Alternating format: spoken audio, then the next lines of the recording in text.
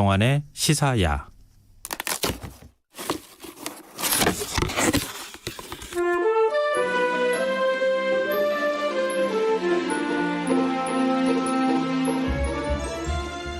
코로나19 사태가 장기화하면서 마음의 방역이 필요하다고 얘기하는 분들이 많죠. 연말이 찾아왔지만 예년과 다른 분위기에 이제는 쓸쓸함을 넘어 공허한 마음까지 드는데요. 지친 어른들에게 소소한 재미를 배달하는 시간입니다. 호피디의 언박싱, KBS 라디오 디지털 오디오부 김호상 PD와 함께합니다. 안녕하세요. 안녕하세요. 네, 오늘 시민박스에는 어떤 걸 담아오셨을까 한번 좀 열어볼까요? 제가 어제 제목을 지으면서 상당히 뿌듯했어요. 왜요? 제목을 말씀드릴게요. 이거는 아무래도 생각 못했겠지? 이거 지금 흐뭇해하면서 그런 상상한 거 아니에요? 이 재료를 가지고 네. 이렇게 얹어볼 약간 기획을 하는 게 제 일이니까 또 그래서 이것도 괜찮은데? 라는 생각을 했었는데 뭐 많이들 아시는 얘기긴 해요. 그래서 네. 제가 지은 제목을 말씀드리면 웰컴 투 하루키 월드, 상실의 시대에 전하는 그의 메시지, 이렇게 제목을 잡아봤습니다. 웰컴 투 하루키 월드, 상실의 시대에 전하는 그의 메시지. 이 하루키라고 하면 일본 작가 무라카미 하루키 말씀하시는 거예요? 맞습니다. 우리나라 젊은이들이 사실은 뭐 지금 젊은이들도, 그리고 제가 대학생 때도 굉장히 좋아하던 작가였고요. 네, 그래서 그럼요. 상당히 오랜 기간 우리나라에서 많은 사람에게 사랑을 받은 일본의 대표적인 소설가이자 수필가, 뭐 여행기도 쓰시지만요. 그리고 지금의 20, 30대에게는 1Q84라는 아주 메가히트 작으로 유명하고요. 처음에 그거 보고요. 저도 네. 그 책 읽었는데 아이큐 84인 줄 알았어요. 그게 헷갈려하는 분들 굉장히 많아요. 많이 있을 거예요. 네. 아크정전하고 헷갈리지 않으셨죠? 그리고 40, 50대에게는 앞에 제가 언급드린 상실의 시대라는 정말 초베스트셀러였죠. 매우 네, 유명한 작가였고 네. 그리고 또 뭐 올해 11월 말에 6년 만에 단편집인데 1인칭 단수라는 단편소설집 출간을 했습니다. 이 상실의 시대는 일종의 이제 그 보통명사 같이 된 것 같아요. 맞아요. 네. 사실은 상실시대가 이름을 지어진 또 배경을 보면 또 재밌는데 원래 네. 사실 이 제목의 이 책의 원제가 상실시대가 아니잖아요. 아, 그래요? 예, 원래 노르웨이의 숲이 원제예요. 오. 그 노르웨이 숲이라는 게 비틀즈의 이제 앨범에 있는 노래 제목인데, 네네. 음악의 제목인데, 이게 우리나라로 들어오면서 우리나라에서 사실 뭐 100만 부 이상 팔았다고 하죠. 뭐 정확한 제가 판매 부수까지는 모르겠지만, 그래서 상실의 노르웨이의 숲이라고 제목을 지으면 사람들이 과연 살까? 그때는 노르웨이라는 나라가 너무 멀리 있게 멀리 있는 것처럼 느껴졌던 시대예요. 그리고 노르웨이 숲하고 이제 상실의 시대라는 제목을 비교해 보면 뭐 그 어떤 상징성이나 네. 정확성이 너무 두드러지게 차이가 나니까 상실의 시대라고 이름을 지었는데 그게 아마 엄청난 판매로 이어지게 되는 견인차 역할을 했던 것 같고요. 아마 상실의 시대라는 제목 자체가 우리나라 사람들의 어떤 뭐 한까지는 아니지만 약간 감정선을 건드린 부분이 있는 것 같아요. 늘 상실감 느끼고 살아가는. 그러게 더 이상 잃을 것이 있을까? 네. 실제로 뭐 그 책에도 그 Nothing to Lose라는 더 잃을 게 없다라는 그 팝송 가사가 인용이 되고 있긴 하지만 네. 그 소설 내용은 사실은 뭐 사회에 적응하지 못하고 또 목표를 가지지 못하고 그렇지만 아주 옛날처럼 의식주가 해결되지 않는 그런 상황은 아니고 그렇기 때문에 부유하는 거죠. 사실 사회에서 자기 자리를 찾지 못하고 계속 괴로워하고 또 그 안에서 사랑이나 어떤 뭐 직업이나 이런 거에 대해서 고민하고 그리고 사회라는 시스템 안에서 본인의 자리가 어디에 있는가에 대한 사실 네. 상실시대라는 제목이 동떨어진 제목은 아닙니다. 그래서 그런 어떤 대학생의 얘기인데 뭐 엔딩이 굉장히 감동적이어서 저는 엔딩을 참 여러 번 읽었던 것 같아요. 읽을 때마다 느낌이 다르고요. 그래서 엔딩을 얘기하면 이제 스포가 되니까 제가 아니 저 김호상 PD는 예. 그런 것 같아요. 우리 보통 이렇게 쓱 훑고 지나가자 하는 경우가 있고 그렇게 팍 파가지고 완전히 내가 이렇게 독파하듯이 거기에 대해서 완벽하게 나는 알아야 해. 이런 스타일에 가까운 것 같아요. 이게 쓱 훑어 완벽주의 지나가는 같은 게 게 아니고. 있기도 하고요. 네. 그리고 저는 사실 책을 읽을 때 처음에 책을 접할 때 술술 읽어요, 그냥. 그러니까 정독을 하지 않고요. 네. 정독을 하게 되면 사실은 100페이지를 넘기기가 되게 어렵더라고요. 이렇게 꼼꼼하게 읽다 보면. 그래서 쓱 이렇게 대각선으로 쓱쓱 읽어서 괜찮은데 그러면 두 번째 읽어요. 그러니까요. 그렇게 그래서 읽으니까 다시 이렇게 그렇죠. 계속 빈 곳을 채워가는 식의 독서 방법을 좋아하는데 상실의 시대는 100번 충분히 100번 읽은 것 같은데요. 충분히. 100번요? 네, 100번 이상 읽었다고 해도 와. 과언은 아닐 것 같아요. 워낙 좋아하는 책이고 문자 중독도 좀 있고 해서 와. 많이 읽는데 이 책 한 권을 100번 읽었다는 거 저는 거의 못 들어봤어요. 책을 예, 근데 정말 좋아하는 책이고요. 그리고 근데 이제 그 상실 시대라는 책 얘기를 오늘 할 건 아니고요. 네. 그 책 얘기만 한다면 뭐 너무나 그것도 많은 시간을 할애해야 되지만 오늘은 약간 상실의 시대라는 그런 책을 쓴 그 무라카미 하루키가 전하는 메시지들에 대한 그런 얘기들을 아마 풀어드릴 것 같습니다. 요즘 출판계에 누구누구의 말 뭐 이런 책들이 좀 유행하죠. 책이 재밌더라고요. 그러니까 네. 예를 들면 뭐 김성원의 말, 김호성의 말. 근데 이제 김호상보다는 좀 더 유명한 분의 말을 그래서 얼마 전에 돌아가신 누가 보겠어요. 뭐 또 뭐 볼 수도 있긴 하겠지만 그 긴즈버그 대법관 얼마 전에 돌아가셨잖아요. 네, 맞아요, 그래서 맞아요. 긴즈버그의 말, 뭐 예를 들면 뭐 이혜인의 말, 박완서의 말, 뭐 해밍웨이의 말, 심지어는 뭐 찾아보니까 코난 도일의 말도 있더라고요. 그러니까 그런 시리즈들이 이제 우리가 알고 있는 유명인들의 삶이나 철학이나 이런 것들을 그가 직접 했던 말을 통해서 이렇게 조명하는 그런 시리즈인데요. 그래서 오늘은 제가 무라카미 하루키가 했던 말들을 네. 중심으로 해서 우리가 지금 겪고 있는 어떤 상실의 시대를 조금이나마 약간 겪어 나가는 데 있어서 조금 슬기롭게 해나갈 수 있는 부분이 있지 않을까 싶어서 이 작가의 말들을 좀 모아왔습니다. 말의 힘이라고 하잖아요. 그렇죠. 말 자체가 담고 있는 힘이 어마어마한데 그 말들을 골라서 갖고 오셨다고 하니까 예. 기대가 되는데요. 어떤 말부터 볼까요? 사실은 하루키는 이제 훌륭한 소설가이기도 하지만 어떤 사람들은 그의 에세이를 훨씬 좋아합니다. 예. 그래서 그의 에세이나 칼럼 같은 거, 뭐 잡지들의 칼럼을 수많은 칼럼을 썼던 사람이고요. 안자이 미주마루라는 그 사파 그리는 분과 둘이 콤비가 돼서 그래서 많은 수필집을 냈는데 첫 번째 이런 걸 골라봤어요. 그래서 어떻게 얘기를 했냐면요. 만약 당신에게 언제 어떤 곳을 가든 오케이라고 여길 수 있는 전지전능한 책이 한 권쯤 있다면 인생이 한결 편해질 것이다. 그러니까 저는 근데 이런 거 있거든요.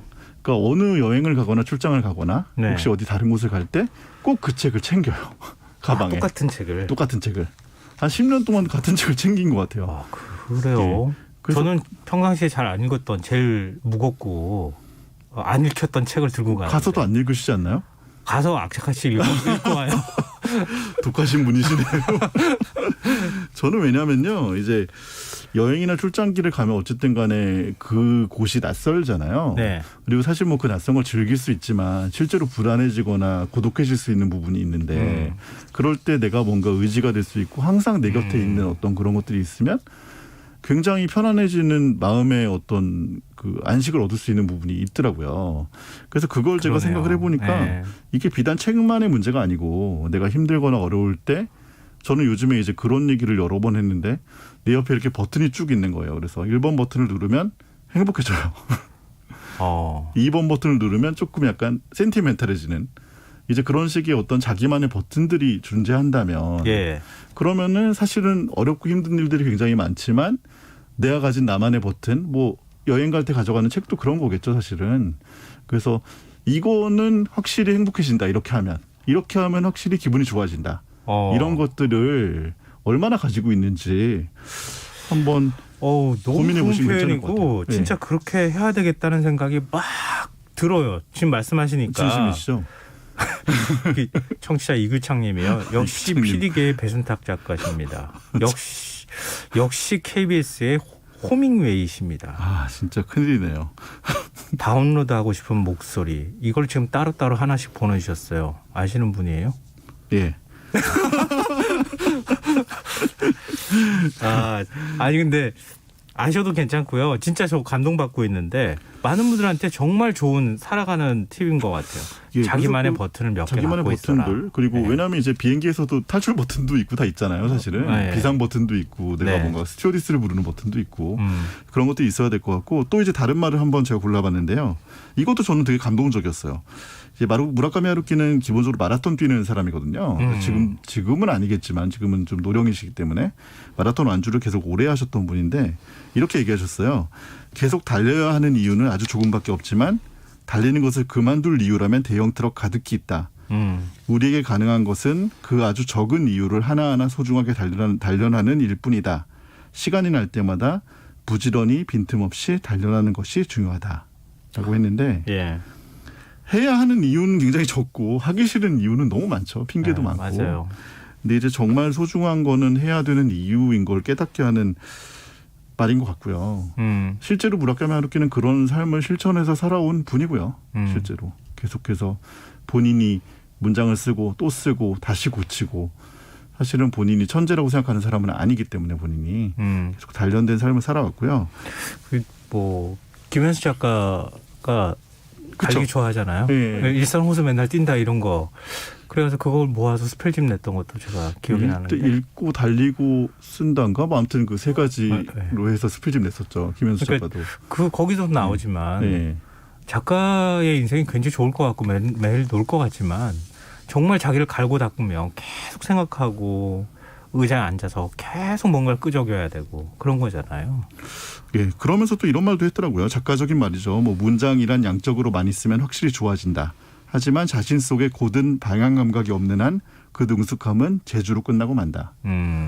이것도 뭐 제가 20대 때 이 말을 읽었으면 좀 약간 뭐야 이건 이렇게 얘기했을 것 같은데 네.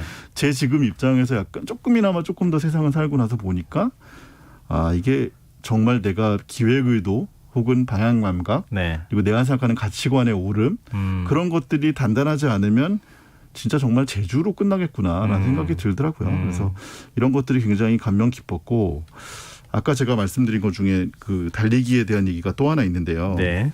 이렇게 썼더라고요. 만약 내 묘비명 같은 게 있다고 한다면 그리고 그 문구를 내가 선택할 수 있다면 이렇게 쓰고 싶다. 무라카미 하루키 작가 그리고 러너 적어도 끝까지 걷지는 않았다. 작가 그리고 러너 적어도 끝까지 걷지는 않았다.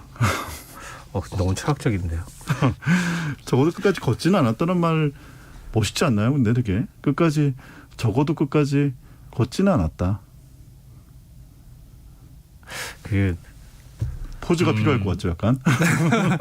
각자의 포즈가. 개인적으로 네. 개그맨 김미아 씨랑 잘 아는데요. 네. 김미아 씨가 항상 그렇게 얘기해요. 웃기다가 죽었다. 이걸 몇 명에 쓰고 싶다 이런 얘기를. 네. 그래서 나는 끝까지 웃기다 죽는 사람이야. 뭐 이런 거를 뭐 비슷한 것 남기고 같아요. 싶다 이렇게 네, 얘기를 내가 하더라고요. 생각하는 방향성을 정말 마지막까지 굉장히 힘들고 어렵고 죽는 순간까지도 유지하면서 살아왔다. 인간적인 본인이 생각하는 어떤 인간적인 본질을 끝까지 유지한다는 건 뭐 인간이기 때문에 멋있는 일인 것 같아요. 약간. 그 뭐라 그럴까요?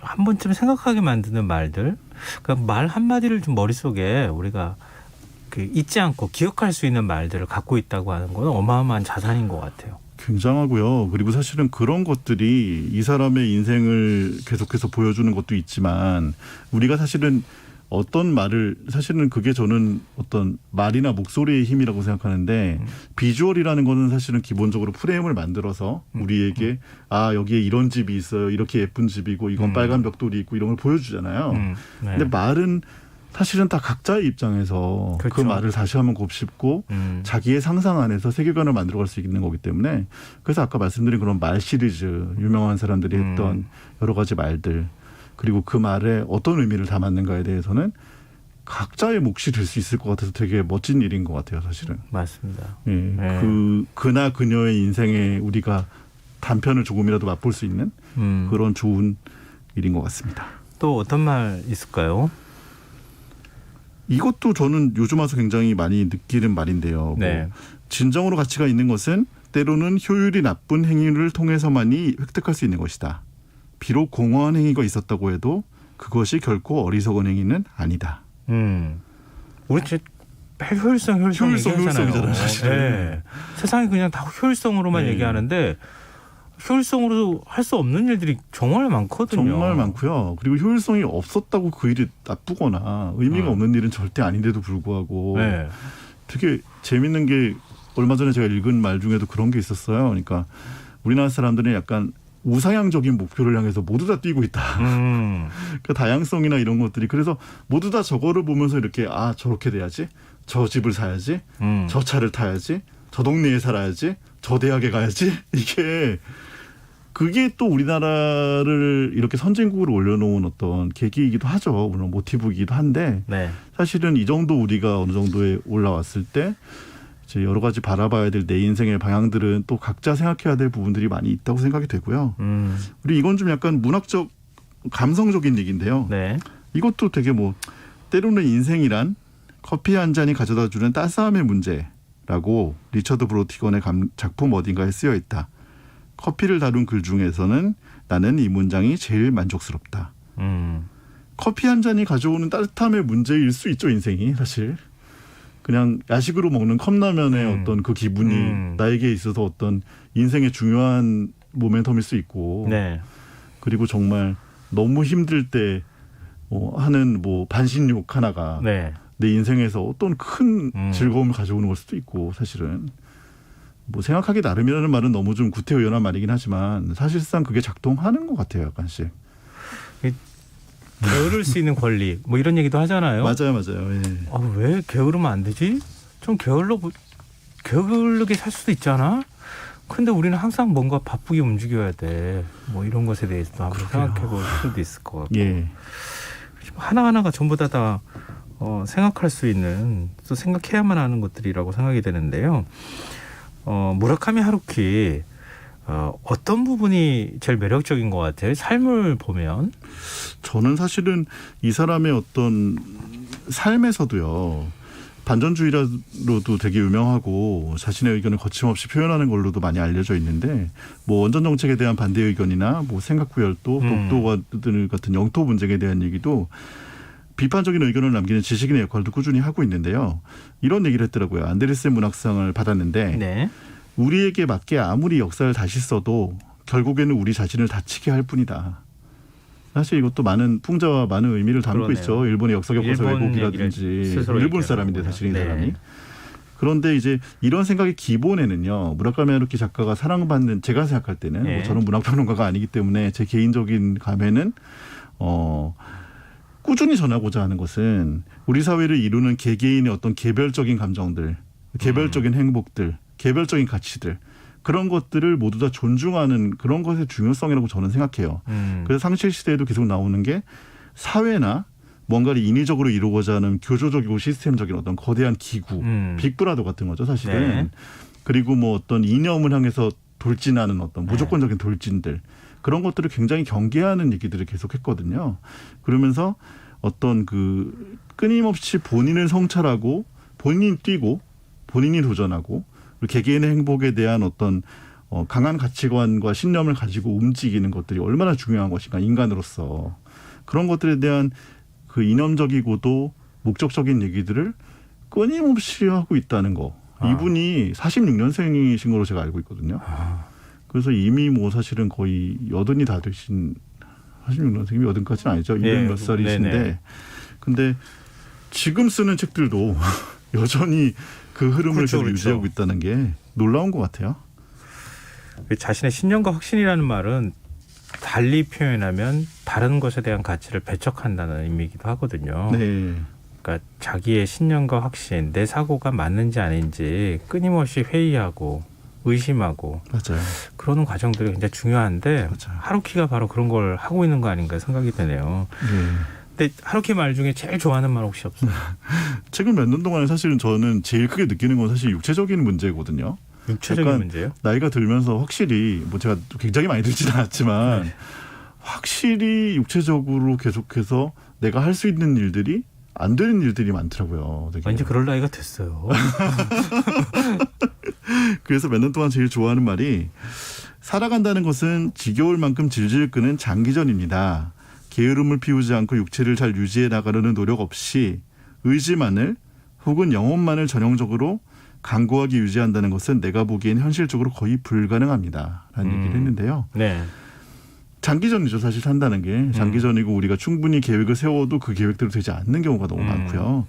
근데 이제 육체가 아니고 자꾸 내가 의지로 할 수 있어, 뭐 계속 내가 해낼 거야, 뭐 이런 식의 어떤 선언적인 말보다는 본인이 달리는 얘기도 했지만 그런 것들을 갈고 닦는 문제가 얼마나 같이 뭐 동시에 이루어져야 되는가에 대한 얘기를 한 것 같고요.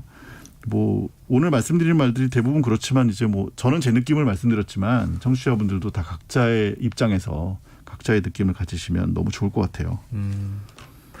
참 갑자기 김원상 PD 출연하고 난 다음에 문자가 그렇게 늘어나네요. 그러니까 참 생각하게 하는 주제를 갖고 오셨어요. 근데 지금 오늘 하루키 얘기를 하고 있는데 하루키의 작품 중에 정말 울림을 좀 주는 다른 작품들 혹시 소개해 주실 만한 게 있을까요? 저는 여행기도 추천하고 싶은데 그중에 제일 여행기 말고도 르포도 썼어요. 하루키가 네. 언더그라운드라는 책을 썼는데 언더그라운드가 이제 옴질리교 사건을 옴질리교 살인 투척 사건이었죠. 그 사건들의 옴질리교 편 사람들과 피해자 사람들을 인터뷰를 하루키가 직접 해서 쓴 어떤 르포 소설인데요. 그걸 보시면 굉장히 그 일본 사회에 대한 얘기도 할 수 있고 어떻게 해서 이 사람들이 이런 일을 저질렀는가에 대해서 소설가다운 감정으로 굉장히 개인적인 그런 감정들로 잘 버무리고 있어서 굉장히 볼만한 소설인 것 같고요. 네. 하루키만 한마디만 더 들려드리고 제가 네. 마칠게요. 나는 옛날이 좋고 지금이 나쁘다는 얘기를 하려는 것이 아니다. 세상은 그렇게 간단하지 않다. 요즘 제 테마예요. 세상도 사람도 나도 그렇게 간단하지만은 않습니다. 맞아요. 그렇게 일 하나로 말씀드릴 수 있는 게 아니더라고요.